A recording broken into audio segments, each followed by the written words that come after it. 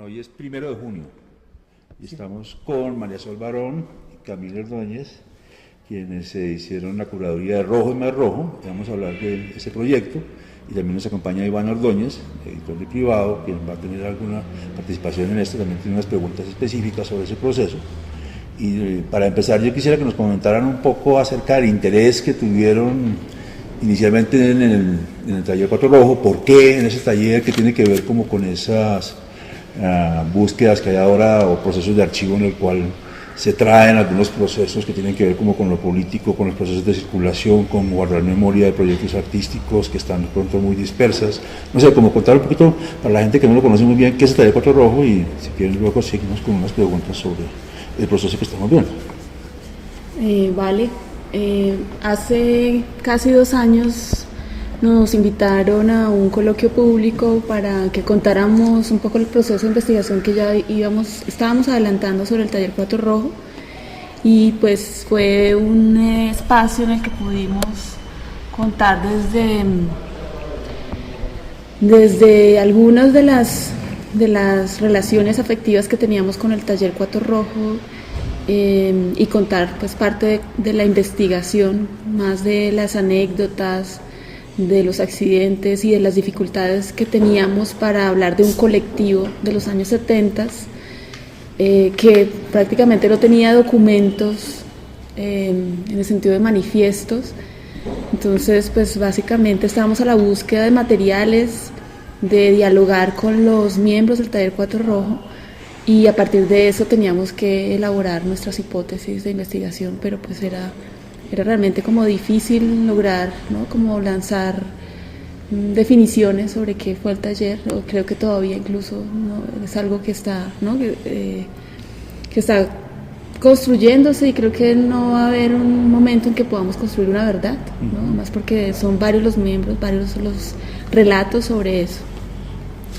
En todo caso, el taller Cuatro Rojo fue un lugar, un espacio de encuentro de varios artistas, donde mayormente participaron ciertos artistas que incluso ya eran reconocidos en los años 70. Estamos hablando de Nirma Zárate, de Humberto Giangrandi, de Carlos Granada, de Diego Arango, Fabio Rodríguez Amaya y Jorge Mora, que eran los más jóvenes porque eran estudiantes en la Universidad Nacional. Perdón, Marisol. Y en términos, digamos, cronológicos, el taller Cuatro Rojo funciona como de qué año a qué año, como tal, Pues también hay varias versiones. Nosotros, un poco a partir de la investigación, concluimos que realmente tuvo una corta vida en la que participaron todos estos miembros. Sí, podríamos hablar de mitad de 1972 a comienzos del año 74.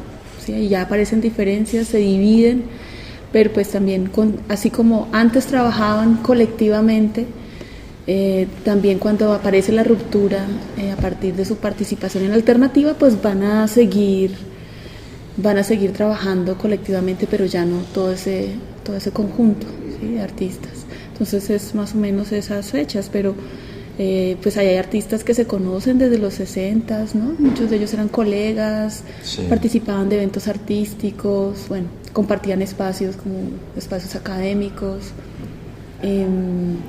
y pues lo mismo después de la ruptura.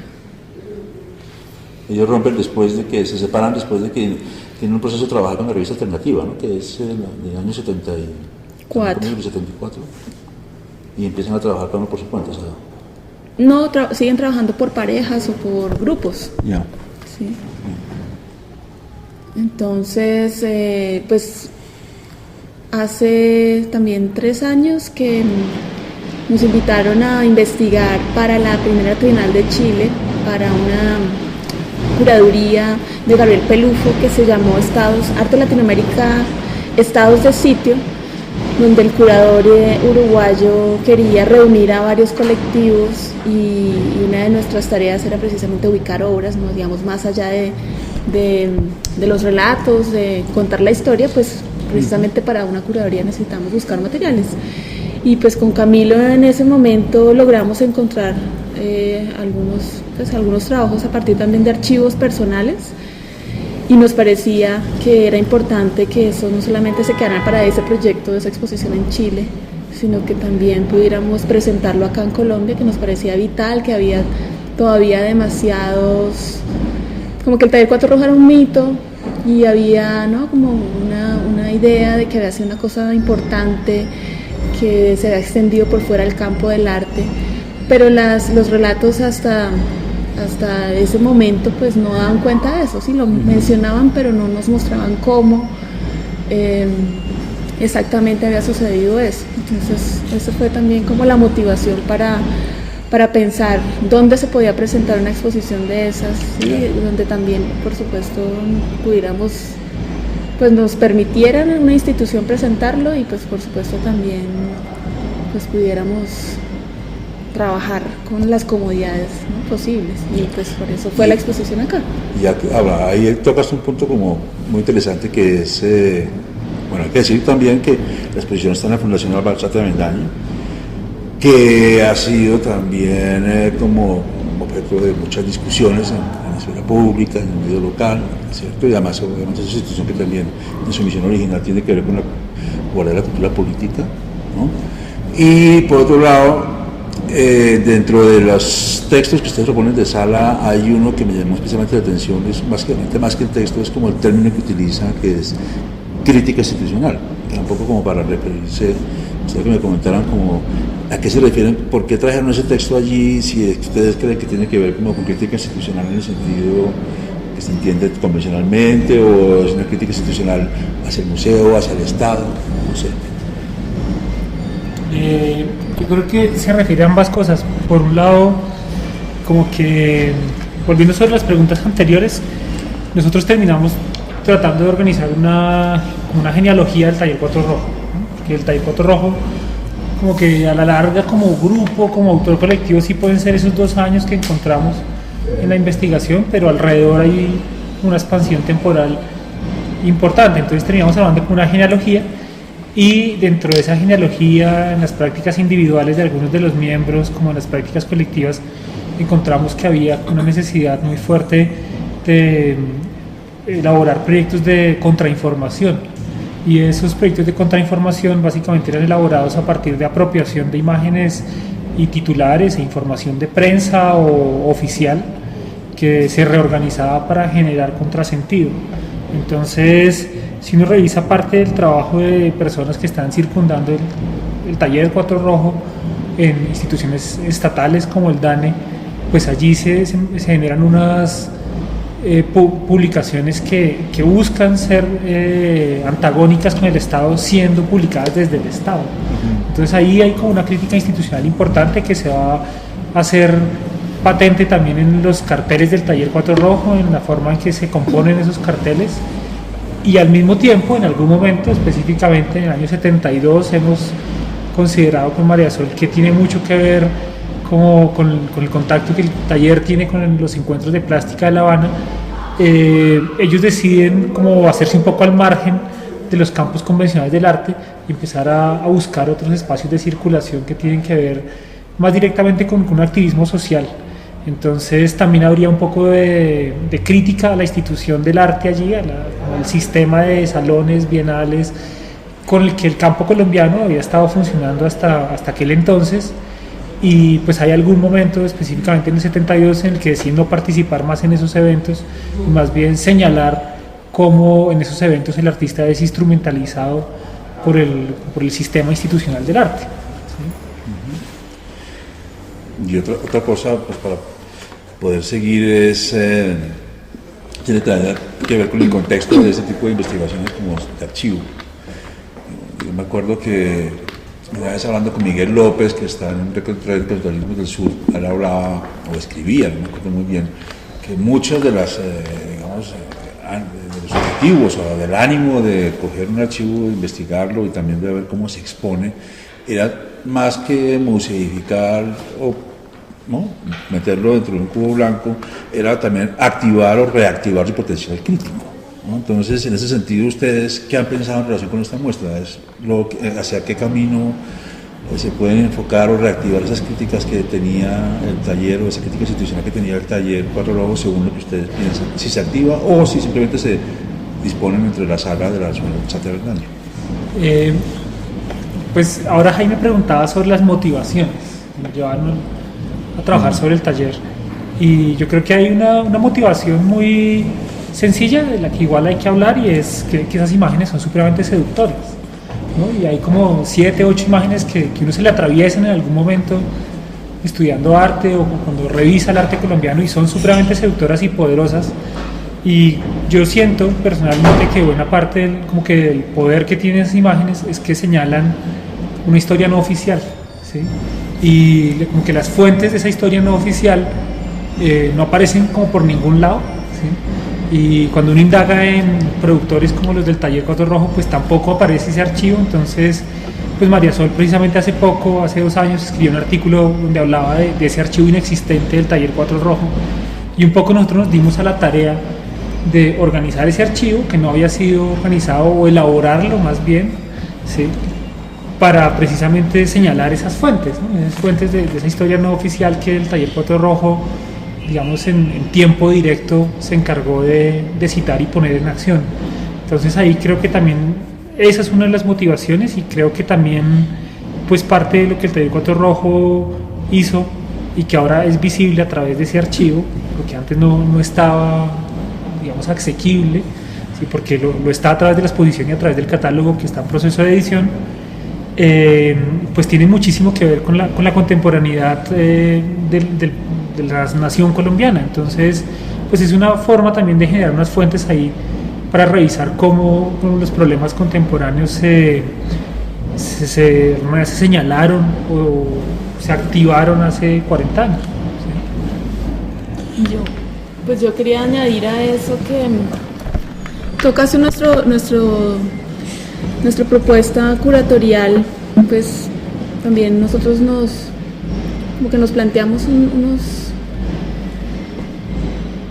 una narrativa muy sencilla, ¿sí? Que es incluso cronológica, ¿sí? Es mostrar qué hicieron los artistas antes, qué estaban haciendo antes de conformar ese grupo, cómo circulaban las obras antes, durante y después del grupo. Y en ese sentido es pues mostrar un montón de material que, como decía Camilo, pues nadie conoce, ¿sí? Y es precisamente eso, es como hacer visible el archivo. Hacer visible. En todo caso, nosotros hicimos una selección pues porque encontramos, no sé, un 40% más de lo que realmente está exhibido. Nos interesaba así mostrar procesos relativamente paralelos del campo del arte latinoamericano, de procesos de talleres populares, de los resultados ya no solamente de la escuela Taller Cuatro Rojos, sino de otros espacios formativos en los que participaron algunos de los artistas, ¿no? Entonces yo creo que ese es como el propósito fundamental de la exposición. Creo que en todo caso pues es bien interesante que el público, digamos, a pesar de que estamos en un lugar, ¿no? Ahora a propósito de tu pregunta anterior, de que estamos en un lugar que es como la institución, ¿no? Que ha sido muy debatida en los últimos años por la gente del campo. Precisamente creo que el mayor porcentaje del público de esta exposición no ha sido el campo del arte, ¿sí? El día de la inauguración no estaban los artistas, ni los artistas contemporáneos, ni los artistas que normalmente van a las exposiciones, sino gente joven, estudiantes o gente de otros sectores que no es el público del campo del arte.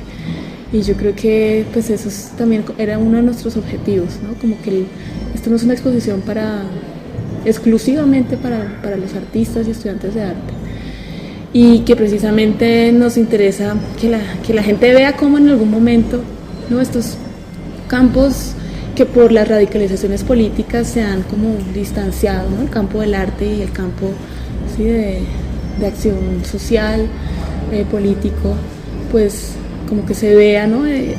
Esto que por supuesto es todavía debatible, discutible, ¿no? Como esos lazos allí, pero creo que eso es como lo importante. Y también pues el coloquio nos parecía que era un espacio importante no solamente para pensar, ¿no? El Taller Cuatro Rojo como algo que pasó en los años 70, sino para hablar con los mismos artistas, sí, que ven hoy cómo en esa experiencia hace 40 años Sí, si es posible, cómo la veían y cómo la ven hoy, qué pasó luego, ¿sí? Cómo lo ven ellos, y también ponerlo en lazo con prácticas activistas visuales contemporáneas de gente que está, digamos, no preguntándose exactamente lo mismo que hace 40 años, pero hay ahí como unos intereses similares. Sí, lo que recuerdo, no sé si fue en una charla que dieron ustedes en la que presentaron hace un año o algo así, que creo que uno de ellos, no sé si de las personas que están en el Taller Cuatro Rojo, decía, bueno, pero aquí también, además de los artistas, debía estar algún político, algún sindicalista. Eso, de pronto, bueno, esto es una exposición, es un paso dentro del archivo. Yo creo que vendrán luego otros pasos seguramente, pero han considerado también de alguna manera vincular, si queremos sacarlo del campo del arte a otro público, también el público de pronto que tuvo políticamente un papel fuerte en su momento. Claro, o sea, es que nosotros para encontrar muchos de estos materiales tuvimos que entrar en contacto con organizaciones sociales, con sindicatos. ¿Ellos participan en el coloquio? No.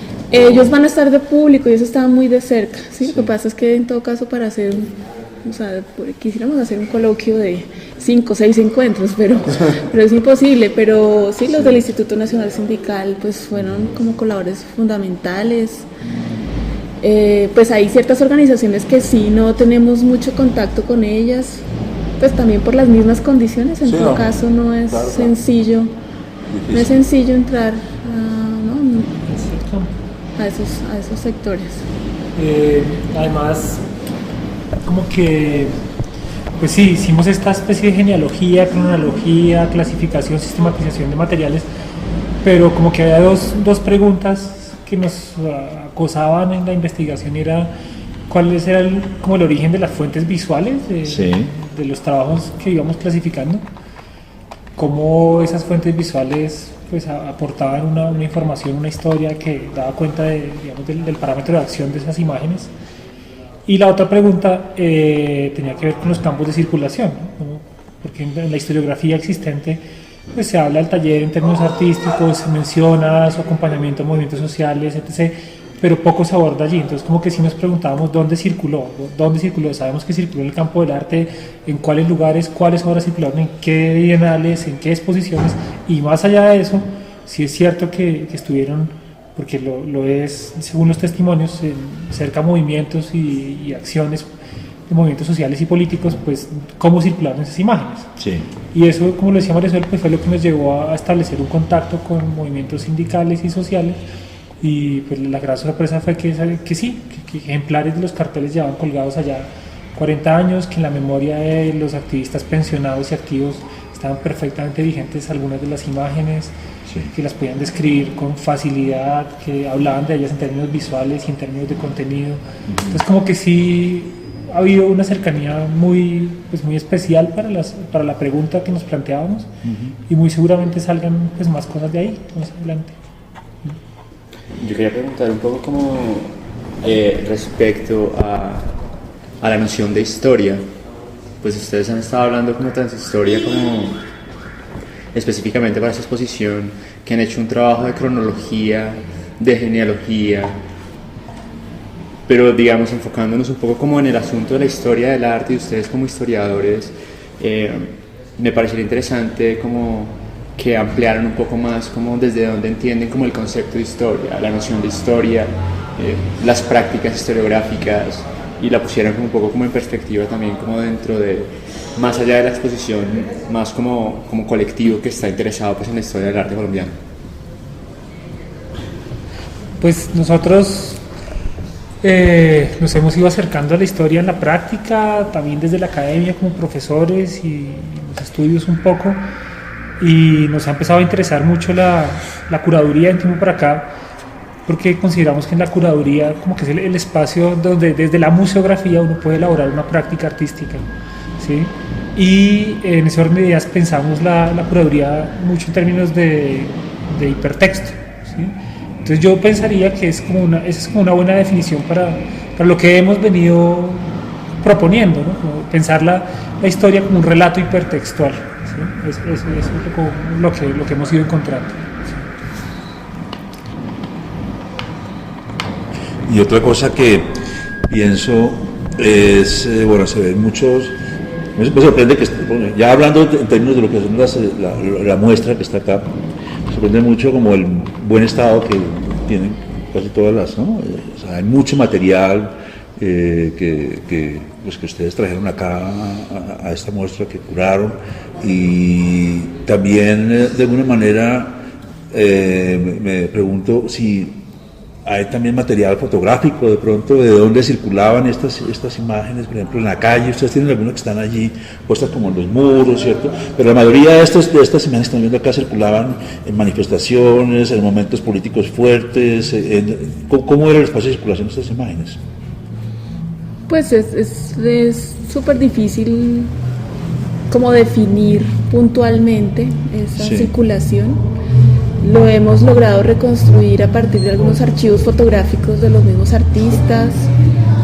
Los testimonios, por ejemplo, cuando Taller Cuatro Rojo decía que prestaba un servicio a un grupo sindical, estas imágenes obviamente no circulaban en galerías ni museos, pero digamos, ¿qué fin tenían?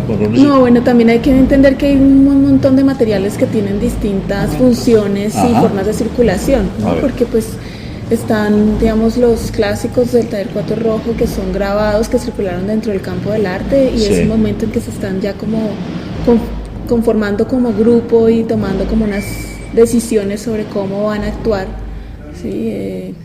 Artísticamente, políticamente. Sí.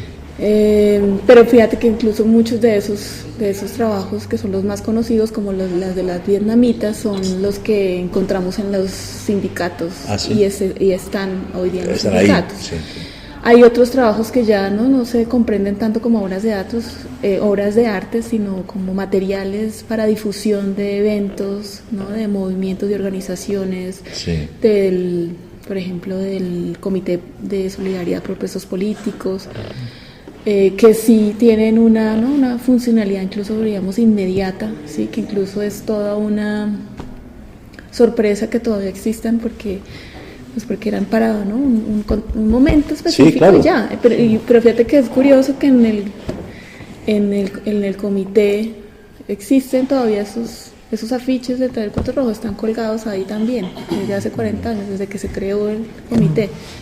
Increíble. Entonces, y por supuesto, pues las revistas y todos esos materiales como Alternativa y como Unidad Indígena, otro tipo de folletos, ¿no? Que se comprenden en sí mismos ya como publicaciones, pues no tienen, pues ya en sí mismos. Y en Alternativa, por ejemplo, tú sabes cómo trabajaron ellos, eran haciendo como ilustraciones en el diseño integral de la revista, cómo eran los aportes del Taller Cuatro Rojo en la revista. Ese es todo un tema de debate, ¿sí? Que todavía es un tema que es difícil señalar una verdad. Sí.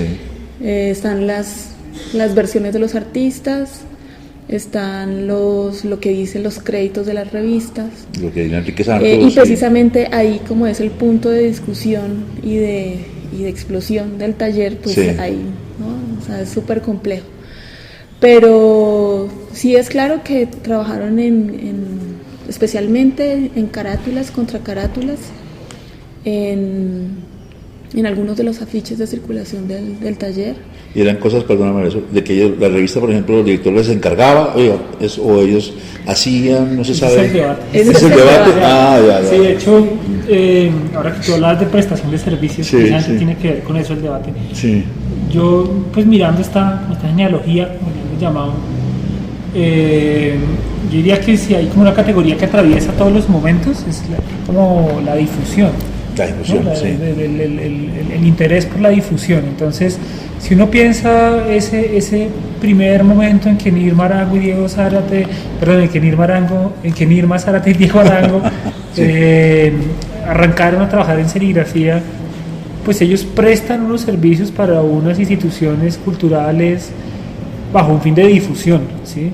Si uno piensa en los trabajos individuales que el grupo desarrolló y los colectivos que desarrolló, eso que hemos llamado como los trabajos clásicos del taller que uno encuentra reproducidos en la historia del arte, con María Sola hablábamos como que ahí hay como un trabajo de montaje semejante al del cine, ¿sí? De apropiación de información, de organización de información, que constituye una editorial visual, con un fin de difusión, ¿sí? De difusión editorial, ¿sí? Y un tercer momento sería cuando ya el grupo se fragmenta y se generan dos grupos diferentes, uno que conserva el término Taller Cuatro Rojo, otro que se denomina Causa Roja, Y por ejemplo, el trabajo de Causa Roja es un trabajo que está, como lo decía María Sola hace un rato, muy ligado a la propaganda, otra vez con el fin de difusión, ¿sí?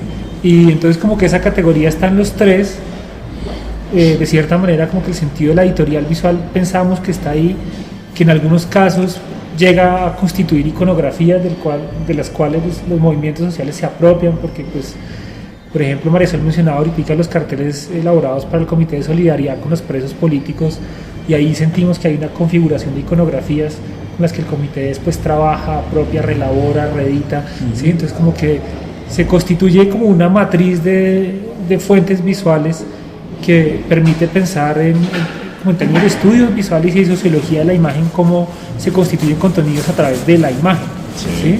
Y un poco creo que esos fueron los aportes del Taller 4 Rojo a la revista alternativa, ¿sí? Como que sin los aportes de construcción de contenidos a través de lo visual que el Taller 4 Rojo o algunos de sus miembros aportaron a la revista, yo creo que hubiera sido muy difícil darle el carácter a esa revista que tuvo, ¿sí? Claro. Por lo menos en los primeros 20 números, claro, que es donde están más cerca, incluso hasta el número 15 podríamos marcar, número 16 incluso, como que el carácter visual que la revista tiene constituye unos contenidos muy claramente a través de lo visual. Entonces ahí como que uno diría, hay un trabajo colaborativo entre el comité editorial configurado por Santos, Villegas, García Márquez, pero hay una propuesta de contenidos a partir de lo visual elaborado por los miembros del taller o del taller mismo, ¿sí? Cuando se da la fragmentación del grupo, precisamente es porque hay yo siento una diferenciación con respecto al carácter con el que se comprende a estos creativos visuales, ¿sí? Y su lugar en la revista, ¿no? Porque alguna parte del comité editorial los comprende como unos ilustradores, como unos diagramadores, y eso no es un lugar muy cómodo para ellos porque ellos pues sienten claramente que están aportando contenidos, ¿no? Entonces como que habría que pensarlo más de esa manera, ¿no? El momento en que estuvieron cerca de la revista fue como constructores de contenido a través de lo visual, que es perfectamente análogo con lo que vienen haciendo a nivel de producción visual autónoma fuera de la revista. Lo que tú decías, volviendo un poco a ese término de prestación de servicios, que inclusive hablábamos de la manera también que lo presentó, no sé, creo que en los años 80, no me acuerdo, de Andrea Fraser, cuando tiene ese texto que se llama Cómo prestar servicio, o algo así, que es también dentro de la crítica institucional, y lo hace de una manera muy irónica, ¿no? Un poco cansada de trabajar para las instituciones, realmente sin cobrarles, ni siendo instrumentalizada por ellas, decide hacer el artista como prestador de servicios, o sea, hago las obras críticas a los museos y todo, pero además me pagan por ese, ¿no? O sea, pero con mucha ironía. Entonces, pero aquí yo creo que también esto que mencionan ustedes de prestación de servicios es más en el sentido de pequeña empresa, de pronto gráfica, y de pronto ahí no sé si puede haber también un debate que se puede vincular con el caso de Alternativa, que es hasta qué grado ellos estaban, digamos, comprometidos políticamente en su momento con estas causas que estaban ellos de alguna manera introduciéndole contenidos, si esos contenidos introducidos era una forma de activismo o si simplemente era el servicio de hacerles, ¿no? Como las imágenes, no sé, ahí puede haber un debate interesante, tanto para uno o para el otro. No sé si ese es un debate. Pues yo pienso que realmente como este momento claro que se presenta en la exposición de prestación de servicios de difusión cultural, que son estos afiches para exposiciones de museos, como especie de imágenes, souvenirs de ciertos temas, realmente es un trabajo paralelo de autogestión, ¿sí? Sí. No es que ellos hayan vivido eso, porque en el caso de Diego Arango era un empleado de una institución, ¿sí? Reconocida, Nilma era profesora, ¿sí? Jorge Mora trabajaba en el TANE, ¿sí? O sea, ellos no vivían de hacer eso, ¿sí? Era como otra parte del trabajo creativo que desarrollaban. Y cada quien tiene sí tenía su perspectiva política, ¿no? Tenía sus simpatías por ciertas ideas políticas, pero como incluso ellos todo el tiempo están resaltando hoy día, ¿no? Lo resaltan, pues en todo caso el taller no estaba al servicio de unos u otros. Sí. Ellos eran autónomos en definir qué temas trabajaban, qué problemas, ¿sí? Cuáles eran, digamos, las excusas para la creación visual, cuáles eran los temas pertinentes, que en todo caso fíjate que no son son caprichos, ¿no? Sino que están en todo un contexto de los años 70, en lo que mencionaba Camilo, de esa red de artistas latinoamericanos que consideran que hay unos temas relevantes y donde hay unas figuras políticas que habían dado como señales o invitaciones de cuáles eran los modelos políticos a seguir, ¿no? Entonces tú ves acá una gran simpatía por la figura de Camilo Torres o por ciertas ideas que anunció el Che Guevara. Sí. ¿Sí? Entonces sí hay, digamos, un compromiso, pero que no es un compromiso de partido, ¿no? De relación con un partido político. No, claro, en eso sí creo que hay una resistencia de muchos artistas que es a no ser utilizados, instrumentalizados por un partido, o sea, esa cosa de ser propaganda, ¿no? Un poco, pues que se veía mucho en el régimen soviético, en otros que ser un fracaso absoluto del artista al servicio Sí, y yo creo que es que en ciertos momentos se va a sentir más esa necesidad y esa urgencia de acompañar esos movimientos sociales, ¿sí? O sea, que también creo que es como la decisión que toman cuando se agrupan como grupo, taller, y precisamente es como uno de los puntos clave de la declaración de la plástica latinoamericana que se firma en el año 72 en La Habana, y es no hay como una provisión a participar en eventos del campo, pero sí hay una invitación fuerte a ligarse a las acciones, a solidarizarse con las acciones de los movimientos sociales. Ajá. ¿Sí? De cada país. A mí me gustaría volver un poco como a hablar sobre transhistoria, pues sobre como ustedes son un grupo, un equipo, pues conformado por 2 personas, pues de investigadores en el campo del arte que se han involucrado bastante con la historia y que también tienen unas inquietudes curatoriales y la forma en la cual han querido como desarrollar un poco como la presentación de sus investigaciones y de sus inquietudes han sido como a través de la curaduría. También he notado tienen como un interés bastante notorio sobre los estudios visuales y la cultura visual. Me parecería interesante también que habláramos un poco como la forma en la cual ustedes entienden como estas nociones también como de cultura visual, estudios visuales y de qué forma como que las involucran dentro de todo ese trabajo de investigación que han venido desarrollando. Pues yo no sé, yo creo que nosotros no nos hemos, digamos, preocupado por apropiar de ciertos conceptos, ¿no? de todos estos teóricos de los estudios visuales, particularmente. Más bien hemos trabajado como a partir de, no sé, de preguntas como muy puntuales, muy contextuales, cómo poner en relación ciertas prácticas artísticas con otras formas de producción, no sé, ponerlas como en contexto de cómo se producen y cómo circulan, que digamos ahí sí estaríamos cercanos a ciertos intereses de los estudios visuales. Y sí hay como un fuerte interés porque comprendemos que muchas prácticas del arte contemporáneo están en relación como a esas preguntas, ¿no? Como que los artistas se preguntan, ¿no? Cómo producen, qué significa, ¿no? Esas formas en que se produce y también cómo circulan sus imágenes, sus obras. Ahora, al mismo tiempo también yo creo que la cultura visual y los estudios visuales tienen como muchas patas, ¿no? Y uno lo puede ver desde muchos campos y desde muchos intereses, y por nuestra misma condición nosotros nos hemos aproximado a esas 2 categorías desde la historia del arte, ¿sí? Entonces creemos que hay un campo, un perfil de los estudios visuales y de la cultura visual que tienen que ver con la historia del arte y con preguntas que se le pueden de alguna manera interpelar a la historia del arte, y desde ahí nos hemos parado un poco nosotros. Entonces nosotros sí pensamos que la cultura visual tiene que ver con un campo de debate, de discusión, en el que la imagen, la visualidad, ¿sí? es un vehículo constructor de realidad, ¿sí?